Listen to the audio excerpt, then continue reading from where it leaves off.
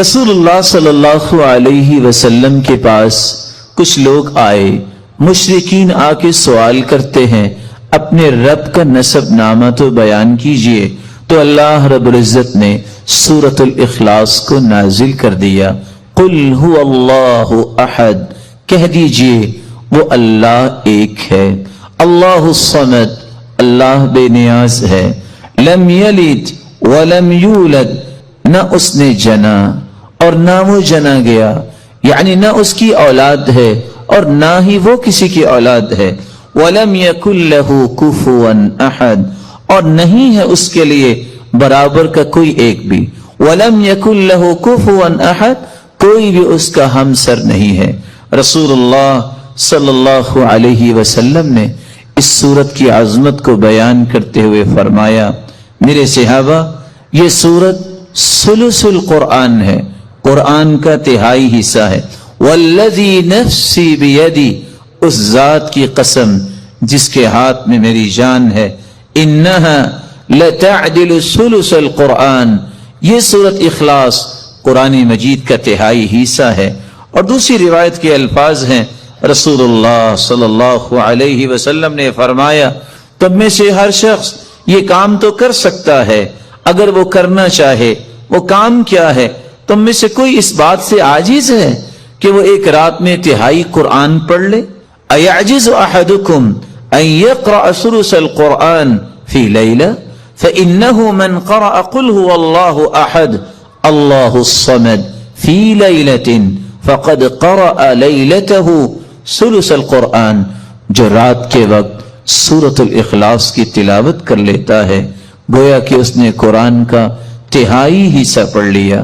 قرآن کے تہائی حصے کا معنی بیان کرتے ہوئے علماء نے یہ بھی لکھا ہے کہ قرآن مجید کے اندر 3 اساسی مقاصد بیان کیے گئے ہیں۔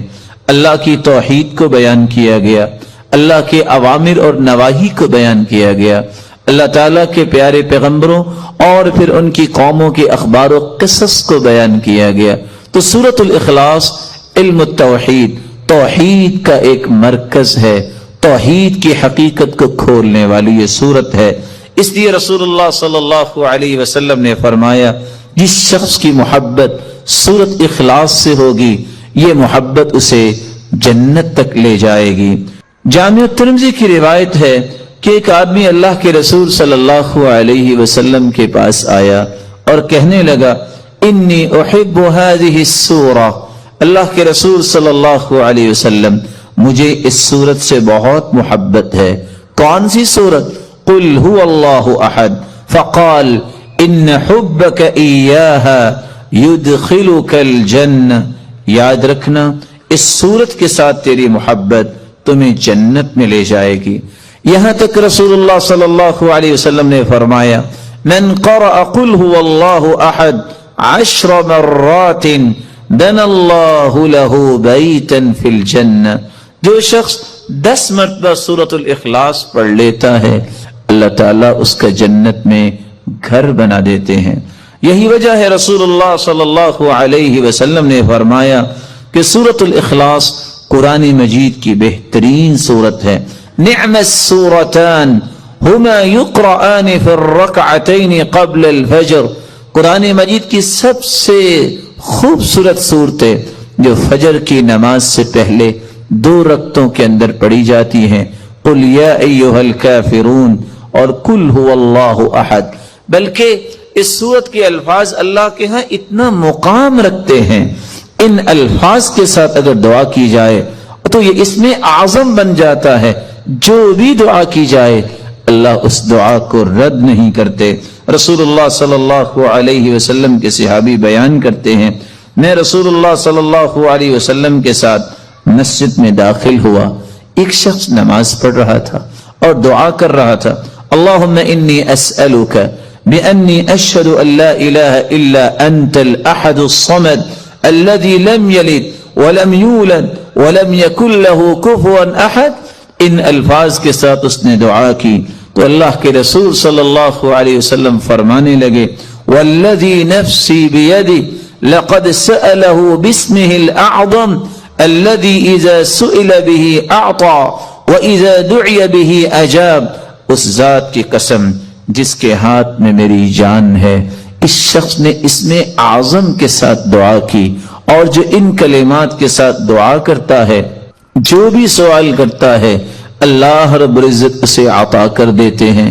جو بھی دعا کرتا ہے اللہ رب العزت اس کی دعا کو قبول فرماتے ہیں. بلکہ رسول اللہ صلی اللہ علیہ وسلم نے فرمایا جو سورۃ الاخلاص کی تلاوت کرتا ہے اللہ رب العزت اس کے گناہوں کو بھی معاف فرما دیتے ہیں. ایک مرتبہ نہیں، آپ نے 3 مرتبہ فرمایا قل یا ایھا الکافرون فقال قد برئ من الشرک. ایک آدمی کو قل یا ایھا الکافرون پڑھتے سنا، آپ نے فرمایا یہ شرک سے بری ہو گیا. دوسرے شخص کو سنا وہ قل هو اللہ احد پڑھ رہا تھا، فقال غفر له، اللہ رب العزت نے اس کے گناہوں کو معاف کر دیا ہے. رسول اللہ صلی اللہ علیہ وسلم کے صحابی سیدنا کعب رضی اللہ تعالی عنہ نے کتنی خوبصورت بات کی. فرمایا کرتے تھے السماوات السبع والارضون السبع، 7 آسمان اور 7 زمینوں کی بنیاد اسست علی هذه السورہ، اس کی بنیاد اس سورت اخلاص پر رکھی گئی ہے.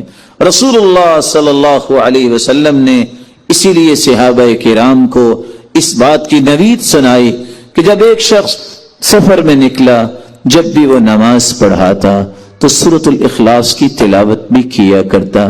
صحابہ کرام نے یہ بات رسول اللہ صلی اللہ علیہ وسلم تک پہنچائی. آپ نے سوال کیا میرے صحابی آپ یہ کیوں کرتے ہیں؟ تو صحابی نے جواب دیا اللہ کے رسول صلی اللہ علیہ وسلم اس سورت کے ساتھ مجھے محبت بہت ہے. فرمایا تیری یہ محبت قیامت کے دن تجھے جنت لے جائے گی. رسول اللہ صلی اللہ علیہ وسلم نے سورۃ الاخلاص کے ساتھ ساتھ بقیہ 2 صورتیں سورۃ الفلق اور سورۃ الناس، ان تینوں صورتوں کی تلاوت کے بارے میں بھی مسلمانوں کو نوید سنائی کہ انجیل اور زبور اور تورات کے اندر ایسی کوئی صورتیں نہیں جس طرح کی یہ 3 صورتیں ہیں. بلکہ رسول اللہ صلی اللہ علیہ وسلم نے فرمایا مسلمانوں قل هو اللہ احد والمعوذتین، قل هو اللہ احد اور آخری 2 صورتیں حین تمسی وتصبح 3 مرات تکفیک من کل شیء. اگر کوئی شخص 3 مرتبہ پڑھ لیتا ہے صبح کے وقت اور 3 مرتبہ پڑھ لیتا ہے شام کے وقت تو ہر چیز سے یہ تینوں صورتیں کفایت کر جائیں گی. رسول اللہ صلی اللہ علیہ وسلم نے ان 3 صورتوں کو بہترین دم قرار دیا. رسول اللہ صلی اللہ علیہ وسلم کی زوجہ مطہرہ صدیقہ بنت الصدیق حبیبۃ رسول اللہ صلی اللہ علیہ وسلم عائشہ رضی اللہ تعالی عنہ فرماتی ہیں ان النبی صلی اللہ علیہ وسلم كان اذا آوى الى فراشی، رسول اللہ صلی اللہ علیہ وسلم جب آرام کرنے کے لیے اپنے بستر کی طرف جاتے کل لیلہ، ہر رات جمع کفی، اپنے دونوں ہاتھوں کو جوڑتے، ثم نفس فیہما، پھر ان دونوں ہاتھوں میں پھونک مارتے، فقرأ فیہما، اور قرآن مجید کی یہ تلاوت کرتے قل هو اللہ احد وقل اعوذ برب الفلق وقل اعوذ برب الناس، ان تینوں صورتوں کی تلاوت کرتے. ثم يمسح بهما ما استطاع من جسدی، يبدأ بهما على رأسه ووجهه وما اقبل من جسدی، يفعل ذلك 3 مرات.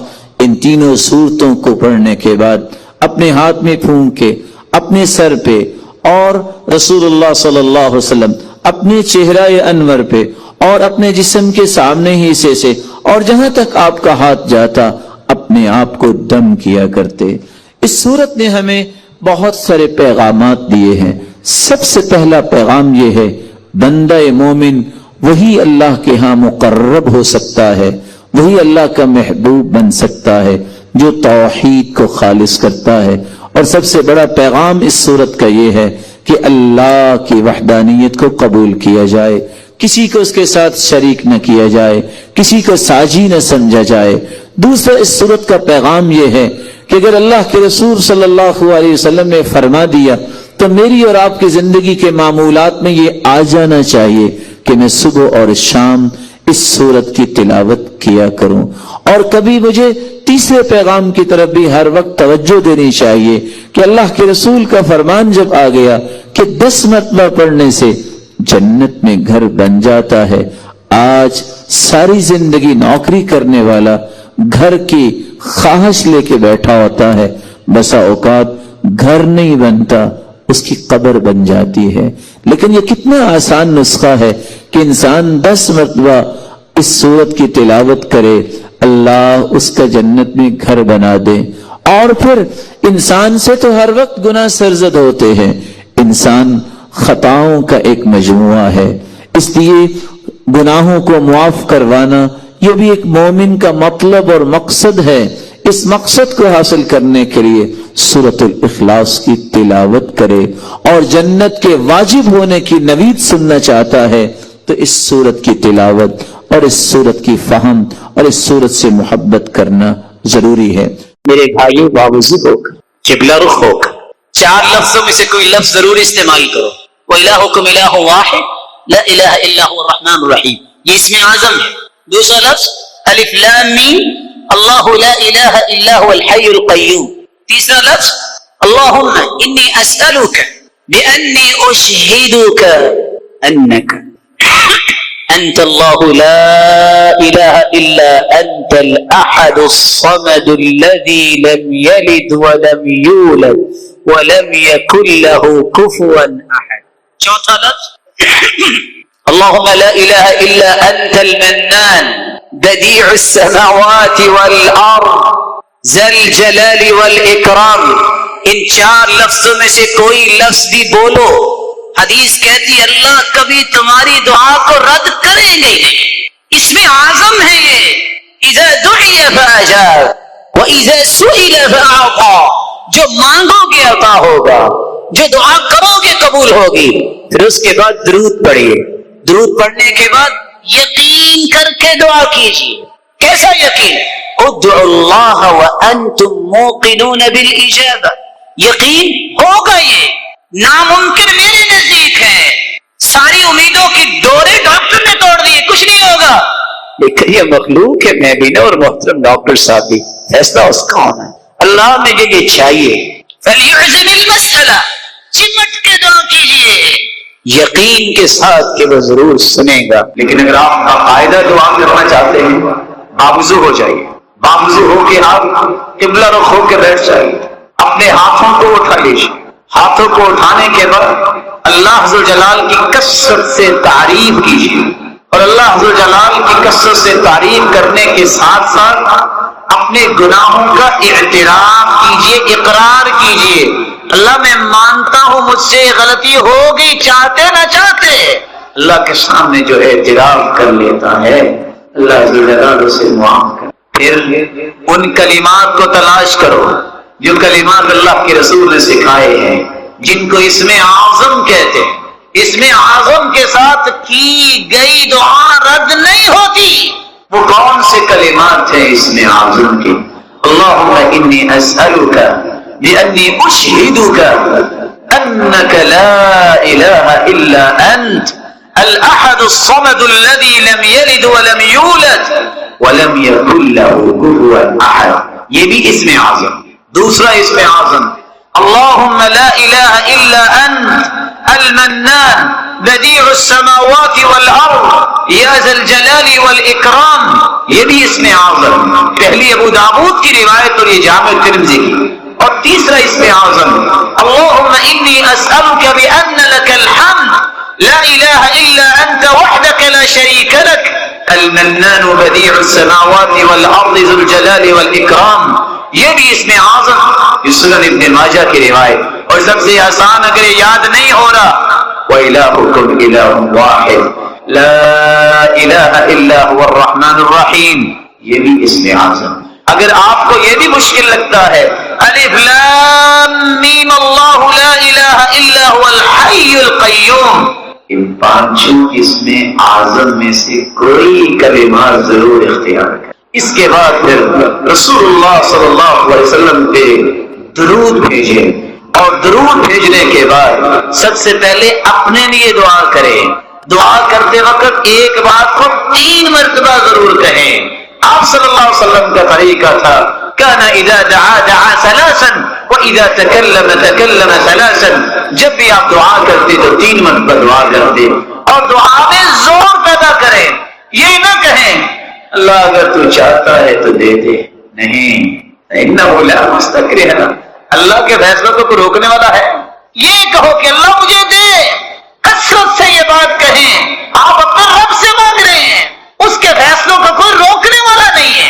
مت کہیے کہ اللہ اگر آپ چاہتے ہیں تو دے دے، نہیں، اس یقین کے ساتھ دعا کیجیے، یا اللہ مجھے یہ چاہیے اور میں نے لے کے ہی جا۔ رسول اللہ صلی اللہ علیہ وسلم نے سورۃ الفاتحہ کے بارے میں کتنی خوبصورت باتیں بیان کی۔ سب سے پہلی بات، رسول اللہ صلی اللہ علیہ وسلم نے فرمایا، والذی نفسی بیدی، قسم ہے اس ذات کی جس کے ہاتھ میں میری جان ہے، ما انزل فی التوراہ ولا فی الانجیل ولا فی الزبور ولا فی الفرقان مثلها یعنی القرآن، وإنها لسبع من المثانی والقرآن العظیم الذي اعطیته۔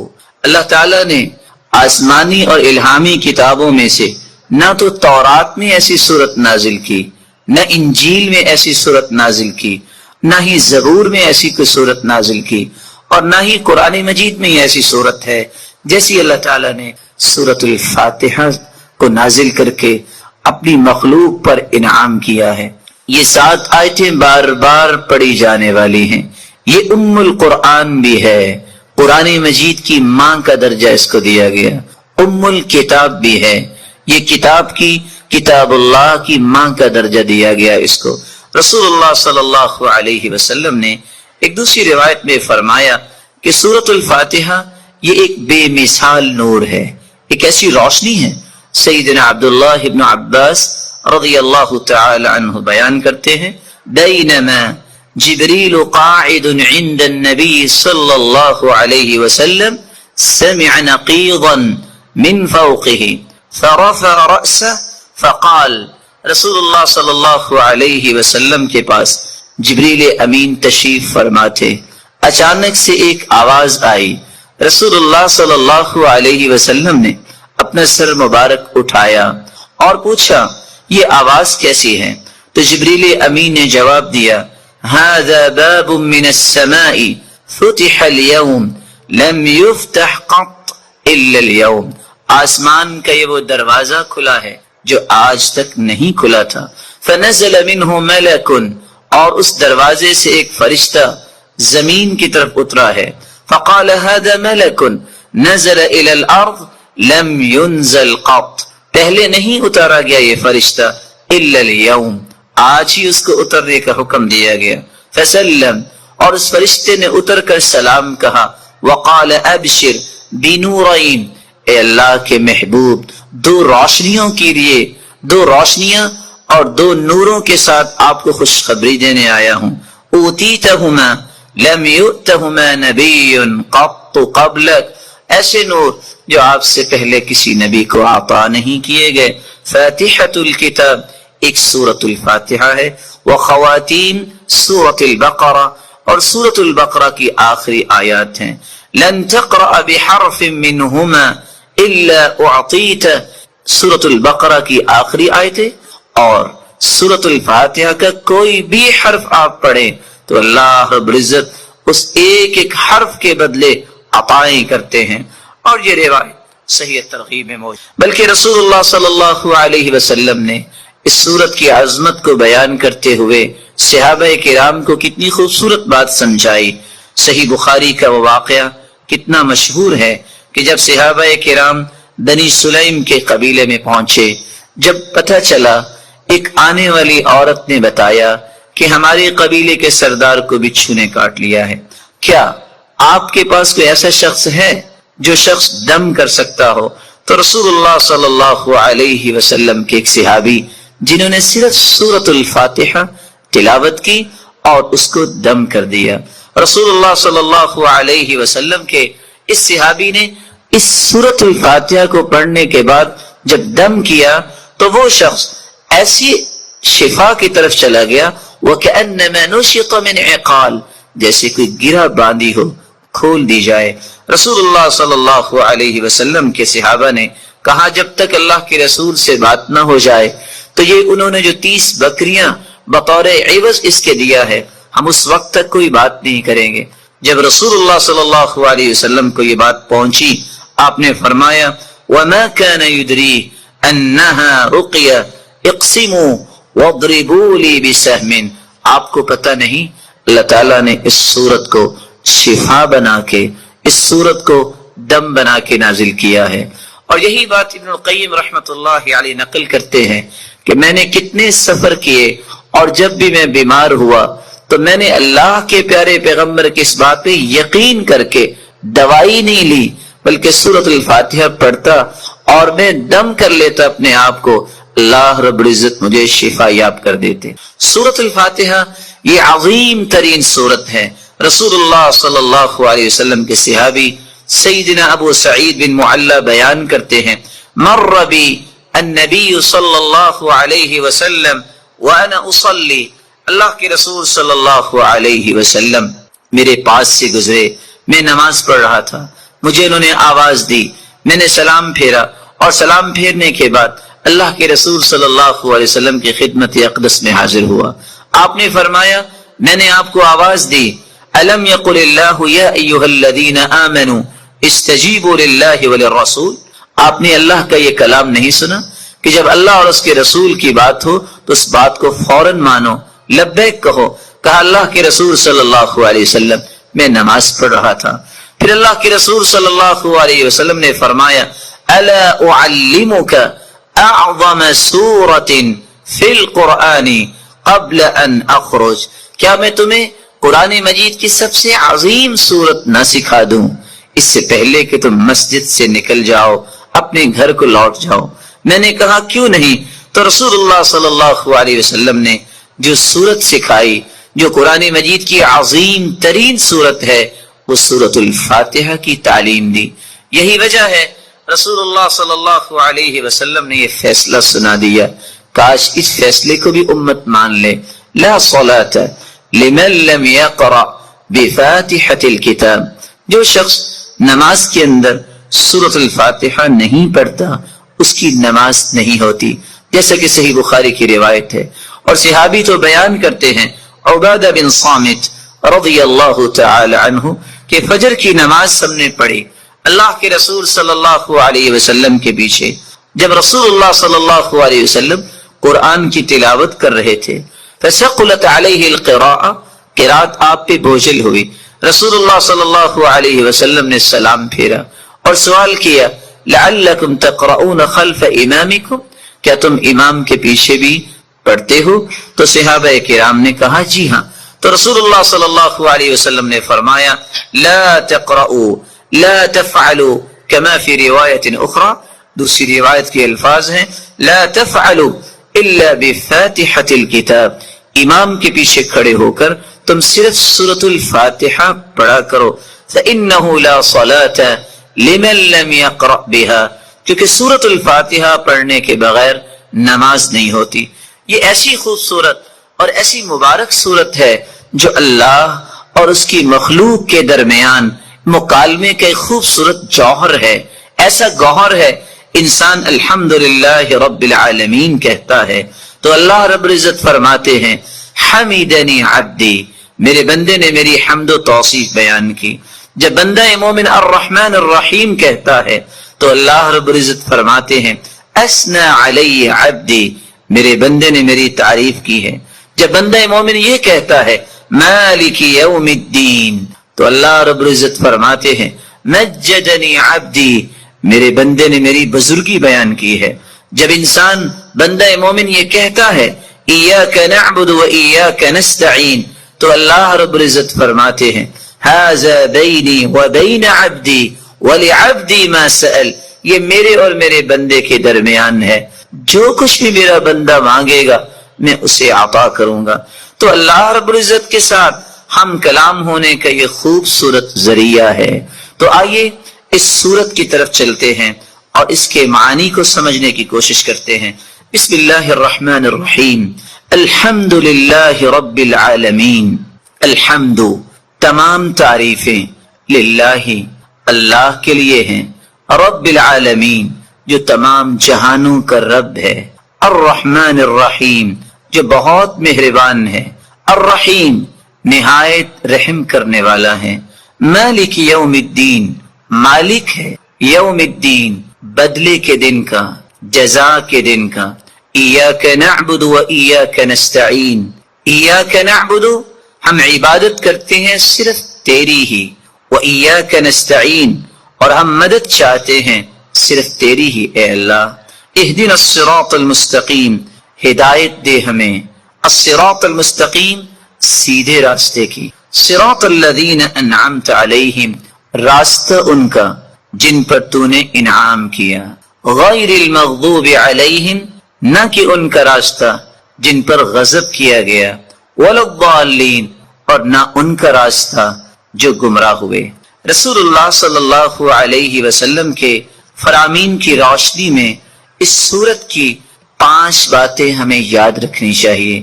جب رسول اللہ صلی اللہ علیہ وسلم نے فرما دیا کہ سورۃ الفاتحہ کے بغیر نماز نہیں ہوتی، تو بندہ مومن کو یہ یقین کر لینا چاہیے، آپ کو 10 دلائل کوئی پیش کر دے، آپ کو 10 کو دلائل پیش کر دے، جب تک سورۃ الفاتحہ آپ نہیں پڑھ لیتے کبھی بھی اس بات پہ اطمینان نہ کیجئے گا کہ میری نماز مکمل ہوئی ہے یا نہیں۔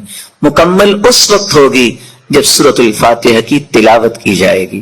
رسول اللہ صلی اللہ علیہ وسلم کے فرامین کی روشنی میں دوسرا پیغام میرے اور آپ کے لیے یہ ہے کہ یہ سورت شفا ہے، یہ سورت دم ہے، اپنے آپ کو بھی اور اپنی اولاد کو بھی دم کیا کرے، اور اس کے لیے سورۃ الفاتحہ سے بڑھ کر کوئی نسخہ کیمیا، کوئی تریاق نہیں۔ تیسرا پیغام اس سورت کا جو مجھے اور آپ کو سمجھنا ہے کہ اللہ کی تعریف اللہ کو بہت پسند ہے۔ یہی وجہ ہے عبداللہ ابن عباس رضی اللہ تعالی عنہ فرمایا کرتے تھے، الحمدللہ ہر شکر کرنے والے کی زبان کا یہ وطیرہ ہے۔ الحمدللہ سب سے پہلے آدم علیہ السلام نے جو کلمہ اللہ نے جب انہیں پیدا کیا، روح ڈالی، تو سب سے پہلا کلمہ جو ان کی زبان پہ آیا وہ الحمدللہ تھا۔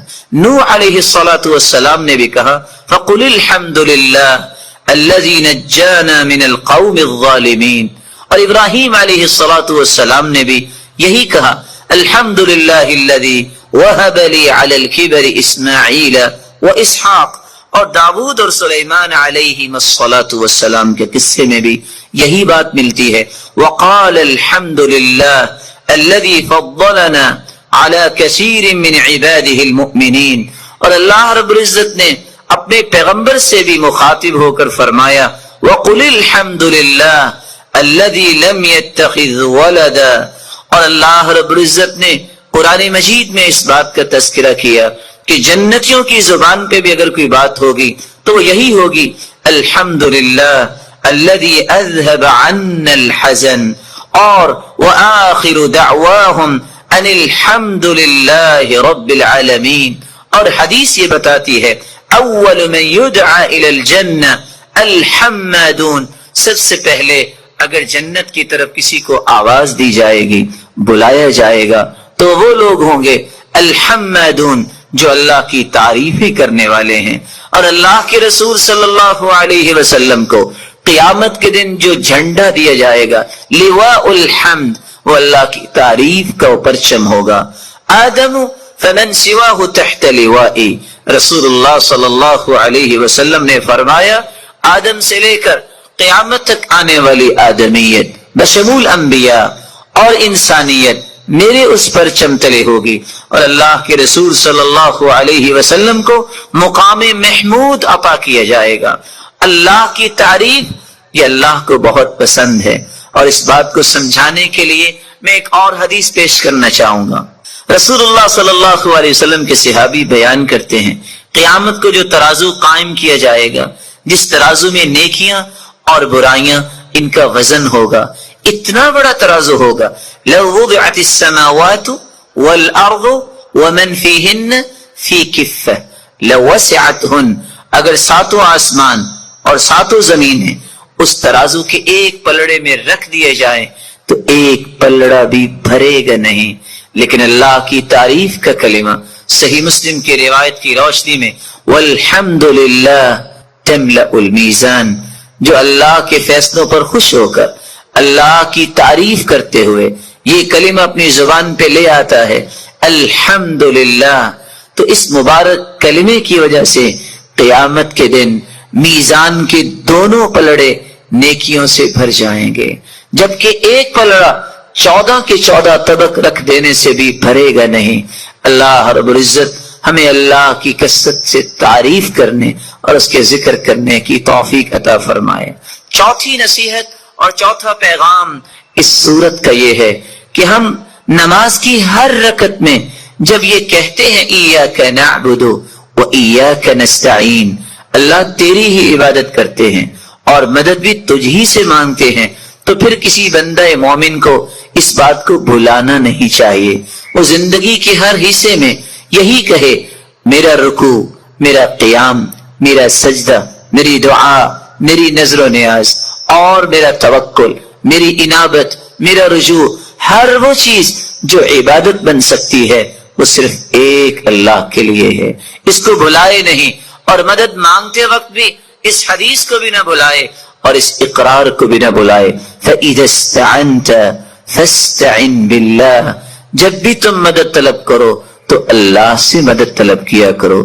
پانچواں پیغام جو بالکل بھلانے والا نہیں، اور یہ بہت خوبصورت پیغام ہے اس سورت کا، کہ جب ہم مانگتے اللہ تعالیٰ سے یہ ہیں کہ اللہ ہمیں صراط مستقیم نصیب فرما، اور یہ وہ صراط مستقیم ہے جو اللہ تعالیٰ نے اپنے انعام یافتہ لوگوں کو عطا کیا. اور انعام پانے والے لوگ کون ہیں؟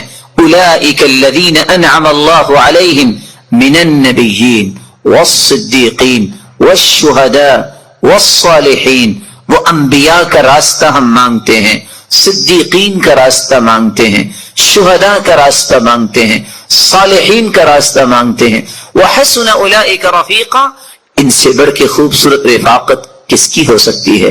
اتنی سعادت کہ ہم مانگتے ہیں اے اللہ قیامت کے دن انبیاء کی صف میں ہمیں بھی کھڑا فرما، شہداء، صالحین اور نیک لوگوں کا ساتھ نصیب فرما. لیکن ساتھ اس بات کا مطالبہ کرتے ہیں اللہ ہمیں یہودیوں کا راستہ، عیسائیوں کا راستہ، مغضوب علیہم یہود ہیں، الضالین عیسائی ہیں، وہ لوگ جن پہ اللہ کا غضب ہوا کیونکہ انہوں نے اللہ کی کتاب کو ٹھکرا دیا اور علم سیکھنے سے ہی اپنے آپ کو دور رکھا. عیسائیوں کو کیوں ضالین کہا گیا؟ یہ کیوں گمراہ ہیں؟ پڑھنے کے باوجود انہوں نے عمل کرنا پسند نہیں کیا. اس لیے ہم راستہ مانگتے ہیں اللہ تعالیٰ سے انبیاء اور شہداء اور صالحین اور صدیقین کا، جن کو علم سے محبت تھی، جن کو اللہ کا تقرب حاصل کرنے کا ذوق اور شوق تھا. یہی وجہ ہے کہ حکم آ گیا کہ جب تم وللضالین امام کہتا ہے تو تم آمین کہا کرو. اللہم استجب دعاءنا، اے اللہ ہماری دعا کو قبول فرما. اور اسی لیے ساتھ اللہ کے رسول نے فرما دیا ما حسدتکم الیہود علی شیء ما حسدتکم علی السلام والتأمین. یہودیوں کو سب سے زیادہ اگر حسد ہوتا ہے تو کس بات پہ ہوتا ہے؟ جب تم آمین کہتے ہو، جب تم آپس میں ایک دوسرے کو سلام کہتے ہو، السلام علیکم ورحمت اللہ وبرکاتہ. اس کا مطلب یہ ہوتا ہے اے اللہ اس میرے بھائی کو سلامت رکھ، اس پہ اپنی رحمتوں کا نزول فرما، اس کو برکتوں سے نواز. یہودی اس بات کو پسند